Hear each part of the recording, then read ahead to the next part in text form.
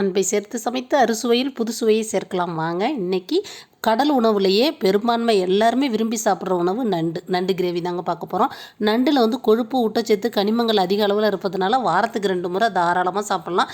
Corona தொற்று பரவும் இந்த நேரத்தில் உடம்புக்கு வெப்பத்தை கொடுக்குற உணவை தான் சாப்பிட சொல்கிறாங்க. அதனால் நண்டை நம்ம தாராளமாக எடுத்துக்கலாம். நண்டை க்ளீன் பண்ணி எடுத்துக்கங்க. சமைக்கிறதுக்கு முன்னாடி தான் நம்ம நண்டை க்ளீன் பண்ணணும். நண்டை க்ளீன் பண்ணி ரொம்ப நேரம் வைக்கக்கூடாது. அரை மூடி தேங்காய் துருவினது, 2 முழு பூண்டை உரித்து வச்சுருக்கேன், 2 ஸ்பூன் மிளகு, 3/4 ஸ்பூன் சோம்பு, இது எல்லாத்தையும் சேர்த்து மிக்சியில் அரைச்சி எடுத்துக்கலாம். அதுக்கப்புறம் அடுப்பில் கடாயை வச்சு சூடானோன்னா கொஞ்சம் வெந்தயம், கொஞ்சம் சோம்பு, கொஞ்சம் ஜீரகம் சேர்த்து நல்லா பொரிஞ்ச உடனே 2 பல்லாரி வெங்காயம் கட் பண்ணி வச்சுருக்கேன், 3 பச்சை மிளகாய், கொஞ்சம் கருவேப்பிலை, இதை சேர்த்து நல்லா வதக்கி விடுங்க. எண்ணெயில் நல்லா வதங்கட்டும். இதய நோய் உள்ளவர்கள் நண்டை எடுத்துக்கிட்டால் நம்ம இதய பாதிப்பே கொஞ்சம் குறையுதுன்னு சில ஆய்வுகள் சொல்லுது. அதனால் இதய நோய் உள்ளவர்கள் நம்ம நண்டை தாராளமாக சாப்பிட்லாம். கண் ஆரோக்கியத்தை பாதுகாப்பதில் முக்கிய இடம் நண்டுக்கு இருக்குது. அதனால நம்ம கண்ணில் பிரச்சனை இருந்தாலும் நம்ம என்ன பண்ணலாம், நண்டை நம்ம நிறைய சாப்பிட்லாங்க. இப்போ பாருங்கள், நல்லா வதங்கி வந்துடுச்சு. அதுக்கப்புறம் 2 தக்காளி சேர்த்து நல்லா வதக்கி விடுங்க. 2 நிமிஷம் மூடி வச்சு எடுத்துட்டிங்கன்னா தக்காளி நல்லா வதங்கி வந்துடும்.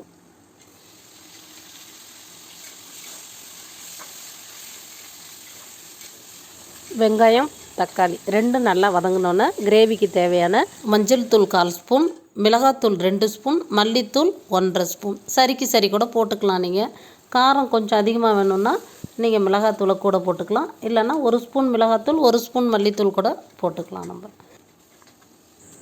அரைச்சி வச்சுருந்த தேங்காய் கலவையை சேருங்க. அதையும் பச்சை வாசனை போகிற அளவுக்கு வதக்குங்க. நான் ஷார்ட்டாக காமிக்கிறேன், ஆனால் ஒவ்வொன்றையும் நல்லா வதக்கிட்டு அதுக்கப்புறம் நீங்கள் சேருங்க. அந்த மிக்சியை கழுவி அரைச்ச தண்ணியை கொஞ்சம் ஊற்றி தேவையான அளவு உப்பை சேர்த்து கொதிக்க விடுங்க. இது நல்லா பச்சை வாசனை போகிற அளவு கொதித்தோடனே இப்போ நண்டை சேர்க்க வேண்டியதுதாங்க. கிரேவி நல்லா கொதித்தோடனே நண்டு அதில் சேர்க்க போகிறோம். நண்டில் தண்ணி இல்லாமல் அதை எடுத்து இப்போ இந்த கிரேவியில் சேர்த்துங்க. ஒரு 5 நிமிஷத்துக்குள்ளேயே நண்டு வெந்துடும். சேர்த்து கிளறி ஒரு 2 நிமிஷம் மூடி வச்சு திறந்திங்கன்னா சூப்பரான நண்டு கிரேவி ரெடி ஆகிடும்.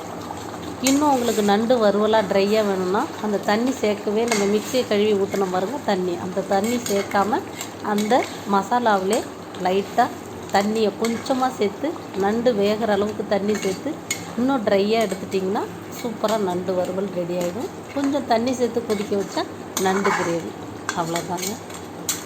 ரொம்ப ஈஸியாக செஞ்சிடலாம், ஆனால் சுவை வந்து ரொம்ப சூப்பராக இருக்கும். இந்த ரெசிபி பிடிச்சிருந்தால் நீங்கள் ஒரு முறை செஞ்சு பாருங்கள். கமெண்ட்ஸ் எல்லாம் மறக்காமல் சொல்லிவிடுங்க. உடலுக்கு வெப்பத்தையும் ஆற்றலையும் கொடுக்கக்கூடிய நண்டு குழம்பை அடிக்கடி செஞ்சு சாப்பிடுங்க. கொரோனா தொற்று பரவும் இந்த நேரத்தில் உடம்புக்கு வெப்பத்தை கொடுக்குற உணவை தான் சாப்பிட சொல்கிறாங்க. அதனால் நண்டை நம்ம தாராளமாக எடுத்துக்கலாம். ராஜபுஷ்பா கிச்சனை முதல் முறையாக பார்க்குறதா இருந்தால் மறக்காமல் ராஜபுஷ்பா கிச்சனை சப்ஸ்கிரைப் பண்ணிவிட்டு பக்கத்தில் உள்ள பெல் பட்டனை கிளிக் பண்ணிவிடுங்க. நன்றி, மகிழ்ச்சி. வேறொரு சமையலில் சந்திப்போம்.